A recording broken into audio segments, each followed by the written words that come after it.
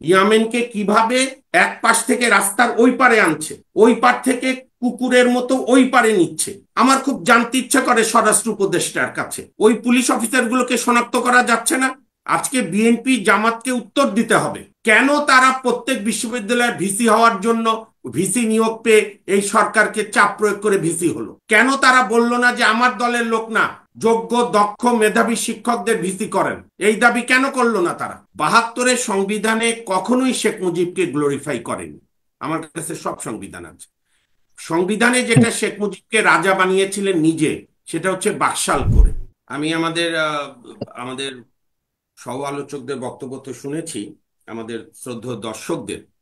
এই যে সরাসরি কথা বলা শুরু করেছেন, কেউ ছাত্র আন্দোলনের 31শে ডিসেম্বর ঘোষণার পক্ষে তাদের দীপ্ত শপথের কথা বলেছে, কেউ ছাত্র আন্দোলনকে নানা রকম পরামর্শ দিয়েছে, এবং এটি হচ্ছে আজকে বাংলাদেশের মূল শক্তি। আমি তো বলবো বাংলাদেশের নাগরিকরা নানা সময় বিভিন্ন রাজনৈতিক দলের কাছে তাদের অধিকার বন্ধক দিয়ে আজকে এই বিপদের মধ্যে আমরা পড়েছি। আমরা একটা সময় মনে করেছি দুইটা বড় রাজনৈতিক দল, এরাই আমাদের ভাগ্য বিধাতা, তার সঙ্গে বিভিন্ন জামাত আছে, ওইদিকে জাসদ আছে, বামপন্থীরা আছে, এক গ্রুপ আওয়ামী লীগের নেতৃত্বে, এক গ্রুপ বিএনপির সঙ্গে জামাত সহ। আমরা আমাদের আলোচকদের স্মরণ করাই, 90-এর গণভ্যুত্থানের পর আমরা 90-এর গণভ্যুত্থানের চেতনার সঙ্গে বিএনপি জামাত আওয়ামী লীগ একসঙ্গে বেইমানি করিনি। 90-এর গণভ্যুত্থানে অঙ্গীকার ছিল, আতাউল্লাহ সাহেবদের আরো সমৃদ্ধির জন্য বলছি, যে এরশাদ নামক স্বৈরাচারকে আমরা নেব না। আর সেই এরশাদের সমর্থন নিয়ে শেখ হাসিনা প্রথম প্রধানমন্ত্রী হলো, ফ্যাসিস্ট শেখ হাসিনা। আবার সেই শেখ হাসিনাকে নামানোর জন্য জামাত আর বিএনপি মিলে এরশাদকে এক মঞ্চে তুলে 99 সালে 4 দলীয় ঐক্য জোট করলো। কাজী বাংলাদেশের মানুষ কেন সংস্কার নিয়ে আমাদের কোনো রাজনৈতিক দলের উপরে আস্থাশীল না, এইটা যদি স্পেড টু স্পেড এখন বলার টাইম না আসে, তাহলে আর আপনি কখন বলবেন? আমি এই যে আমার 27 বছরের প্র্যাকটিস জীবনে আমি প্রায় এখন হাইকোর্টের সম্মানিত বিচারপতিদের বলি যে মাই লর্ড, আপনারা এখন অন্তত সাহস দেখান। এখন যদি সাহস না দেখান আর কবে সাহস দেখাবেন? এই যে আমার পূর্ববর্তী বক্তা দেলাওয়ার ভাই বললো উইনার্স টেক্স এভরিথিং। আরে উইনার্স তো জিতার পর নাই কিছু নিল, এখন তো দুইটা দল কোনো নির্বাচনে না জিতেই ভাগাভাগি করে নিচ্ছে। এ দেশে কি বিএনপি আর জামাতের বাইরে আর কোনো রাজনৈতিক দল নাই? আর কোনো বুদ্ধিজীবী নাই? বিশ্ববিদ্যালয়ে ভিসি হওয়ার জন্য আর কোনো যোগ্য শিক্ষক নাই? যে বিএনপি আর জামাত ঘেঁষা থেকেই সমস্ত জামাতের থেকে ইউনিভার্সিটির ভিসি বানাতে হবে? আমাদের বাংলাদেশে আমাদের আগামী দিনের ভবিষ্যৎ আতাউল্লাহ সাহেবদের কাছে অনুরোধ, আপনারা সেই বন্দোবস্ত চিন্তা করেন যে বাংলাদেশে কবে সাংবিধানিক পদগুলোতে, বিশ্ববিদ্যালয়ের উপাচার্যের পদগুলোতে দক্ষ যোগ্য গুণী মানুষদের পদায়ন করার আইন কানুন হবে। এবং এটার জন্য আতাউল্লাহ ভাই, আপনি আমার আদরের ছোট ভাই বা ভাই, আমরা বন্ধু, রাজনৈতিক সহকর্মী, আমি আপনার সমস্ত আকাঙ্ক্ষার সঙ্গে একমত এবং আমি চাই আপনারা সফল হন। আমি ছোট মানুষ, যতটুকু পারি ভূমিকা রাখবো, কিন্তু কিছু মিসনর্মার আপনার আছে, এটা আপনি অবশ্যই, আমারও ভুল হলে আপনি আমাকে বলবেন, আমার ভুলই বেশি হয়তো। 72-এর সংবিধানে কখনোই শেখ মুজিবকে গ্লোরিফাই করেনি। আমার কাছে সব সংবিধান আছে। সংবিধানে যেটা শেখ মুজিবকে রাজা বানিয়েছিলেন নিজে, সেটা হচ্ছে বাকশাল করে, সেটা খন্দকার মুস্তাক বাতিল করে দিয়েছে। তো সুতরাং আমি ওই বিতর্কে যাচ্ছি না। তারপরও কোনো মানুষের উপরে কোনো কিছু নেই, সংবিধানের জন্য মানুষ না, মানুষের জন্য সংবিধান। সেখানে আমরা যদি মনে করি যে এই সংবিধানের অনেক চেঞ্জ দরকার বা নতুন রিরাইটিং দরকার, হতে পারে, সেটা নিয়ে বিরোধ না। কিন্তু এইটা তো ঠিক, আজকে বিএনপি জামাতকে উত্তর দিতে হবে, কেন তারা প্রত্যেক বিশ্ববিদ্যালয়ের ভিসি হওয়ার জন্য ভিসি নিয়োগ পেয়ে এই সরকারকে চাপ প্রয়োগ করে ভিসি হলো? কেন তারা বলল না যে আমার দলের লোক না, যোগ্য দক্ষ মেধাবী শিক্ষকদের ভিসি করেন? এই দাবি কেন করলো না তারা? আজকে এই দাবি ছাত্ররা করছে, আমরা অন্যান্য যারা সরাসরি কোনো রাজনৈতিক দল করি না কিন্তু গণতন্ত্রের প্রতি।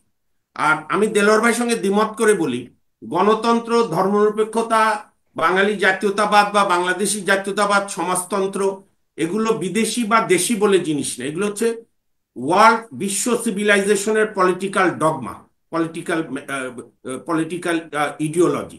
আপনি যদি মুক্তির, যেরকম হজরত মোহাম্মদ সাল্লাল্লাহু সাল্লামের নবীজির বিদায় হজের ভাষণ একটা অন্যতম গণতান্ত্রিক মানবাধিকারের মাপকাঠি, ঠিক তেমনি 1215 ম্যাগনা কাটা ব্রিটেনের ইউনাইটেড কিংডমের রানী রাজতন্ত্রের বিরুদ্ধে প্রথম মানুষ গণতান্ত্রিক অধিকার পেল।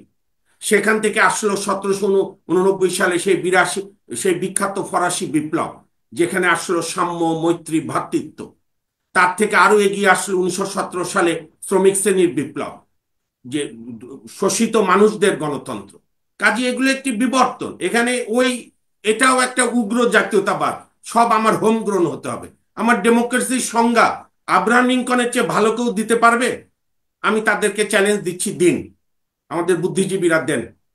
সে ইসলামী বুদ্ধিজীবী হন, বামপন্থী হন, ডানপন্থী হন, উদারপন্থী হন। Democracy of the people, by the people, for the people, shall not perish in the world.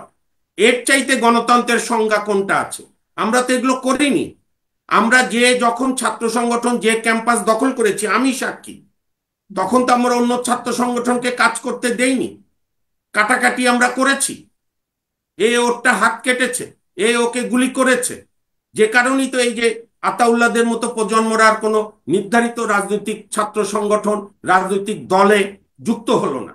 এবং বাংলাদেশে ইতিহাসে কেন আছে ইকোনমিস্ট বাংলাদেশকে বলেছে কান্ট্রি অফ দি ইয়ার, কারণ একটি ফ্যাসিস্ট, নিদারুণ, অমানবিক, দানবিক, ডাইনির মতো শেখ হাসিনার ফ্যাসিস্ট শাসককে সরিয়েছে একটি ব্যানারবিহীন আন্দোলন, যে আন্দোলন ছিল ছাত্র জনতার ঐক্যবদ্ধ আন্দোলন।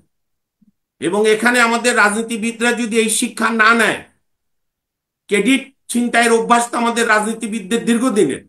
মুক্তিযুদ্ধ নিয়েও তো আমরা এখন পর্যন্ত কোনো কমপ্লিট হিস্ট্রিতে আসতে পারিনি। কে কার আগে ঘোষণা, কে পতাকা তোলা, এগুলো নিয়ে বিতর্ক।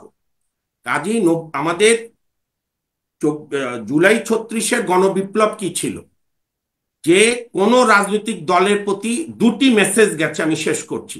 একটি মেসেজ গেছে লেডি লক্ষণ সেন, শেখ হাসিনা সহ ভারতের আধিপত্যবাদী ভারতের বিরুদ্ধে, যে তোমরা যাই শক্তি হও, যত চালাও, গুন্ডামি করো, জনগণ যখন জেগে ওঠে, ছাত্র জনতা যখন আমাদের ছেলে আবু সাইদ, আপনার মুগ্ধ, চট্টগ্রামের ছাত্র নেতা সহ বিভিন্ন জায়গায়, কালকে ইয়ামেনের ছবি দেখে আমার চোখ আবার জলে ভরে উঠল। কিভাবে একটা মানুষকে, ইয়ামেনকে কিভাবে এক পাশ থেকে রাস্তার ওই পারে আনছে, ওই পার থেকে কুকুরের মতো ওই পারে নিচ্ছে। আমার খুব জানতে ইচ্ছা করে স্বরাষ্ট্র উপদেষ্টার কাছে।